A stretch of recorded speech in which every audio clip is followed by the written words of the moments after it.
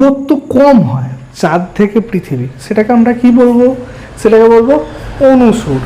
আর যখন চাঁদ থেকে পৃথিবীর দূরত্ব খুব বেশি হবে সেটাকে আমরা কি বলবো? না অপসুর অবস্থান। কার? চাঁদের অপসুর অবস্থান। এইরকম অপসুর আর অনুসুর কিন্তু শতাব্দী অনুযায়ী দেখতে পাওয়া যায়। যদি আমরা আমাদের শতাব্দীতে দেখি তাহলে আমরা কি দেখব? আমাদের সব থেকে কম ডিস্টেন্স ছিল 3,48,000। কত বললাম? 3,48,000 কিলোমিটার। কবে হয়েছিল? 1912 সালে।